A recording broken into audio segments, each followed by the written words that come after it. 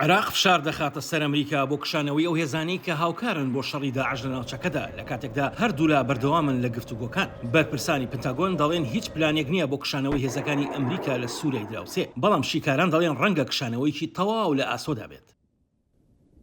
Iraqi Prime Minister Mr. Shia Soudani محەممەد شیع سوودانی سەرۆک وەزیرانی عراق بە فەرمی داوای لە باڵیۆزی ئەمریکا و بەڕێوەبەرایەتی ئەمریکا کرد کۆتایی بە هاوپەیمانی نێودەوڵەتی بهێنێت. جا ئەگەر هێزە ئەمریکایەکان لە عێراق دەربچن بێگومان دەبێت سووریا بەجێ بهێڵن، چونکە هەموو پێداویستیە لۆجستیەکانی بەرەو ڕۆژهەڵاتی سووریا لە عێراقەوە دێن.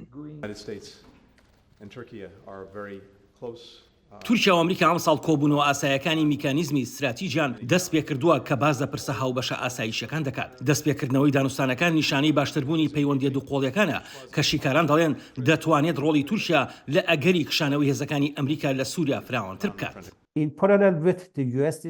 هاوتەریب لەگەڵ بڕیارەکانی ئەمریکا دەبێت هەوڵێکی هەماهەنگی هەبێت، ئەوە ڕاستیەکە. ئەگەرنا دوای ئەگەری کشانەوەی ئەمریکا ڕژێمی ئەسەد، رووسیا و ئێران بۆشایەکە پڕەکەنەوە، بۆیە دەبێت تورکیا بە تەواوەتی ئامادە بێت بۆ ئەوەی چی بکات لە ناوچەکەدا. تورکیا و ئێران ڕکابەری مێژووین و ئانکەرەش هاوبەشی نیگەرانەکانی واشنگتنە لە پەرەسەندنی نفوزی تاران. ئەگەری ڕۆڵی ئەمریکا دەبێتە مای دەرچوون لە نەریتەکاندا. سیاسەتی دەرەوەی تورکیا و وروژاندنی ڕکابەری ئێران و تورکیا لە ئارادایە.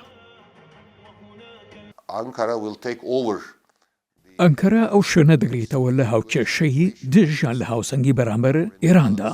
ڕۆڵی ئەمریکا دژی نەریتی دیبلۆماسی تورکیا دەبێت، چونکە تورکیا هەمیشە خۆی بە دوور دەگرێت لە ئەمریکایەکان یان ئەنجامدانی کارەکانی ئەمریکا. هێزەکانی تورکیا بەکردار ئامادەی سەربازیان لە عێراق و سووریادا هەیە، لە شەڕیاندا دژی پارتی کرێکارانی کوردستان پەکەکە کە شەڕی دەوڵەتی تورکیا دەکات. هێزەکانی ئەمریکا و هێزەکانی سووریای دیموکرات یان SDF لە سووریا کە شەڕ دژی داعش دەکەن بەڕێبەرایەتی هێزە کوردیە ناوخۆیەکان هاوکات لەلایەن ئەنکەرەوە تومەتبار کراون کە پەیوەندیان لەگەڵ پەکەکەدا هەیە. شۆڤەکاران دەڵێن ئەگەری کشانەوەی ئەمریکا هێزەکانی سووریای دیموکرات ڕوبەڕووی داهاتوویەکی نادیار دەبێتەوە.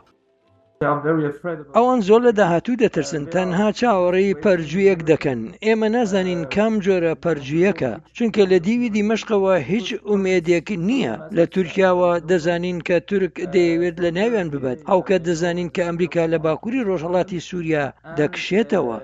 لەگەڵ نزیکبوونەوەی چاوەڕوانکراوی کشانەوەی هێزەکانی ئەمریکا، شۆڤەکاران دەڵێن ئێستا گفتوگۆکانی نێوان هەردوو هاوپەیمانەکە سەبارەتە بە زیادکردنی هاوکاریەکان.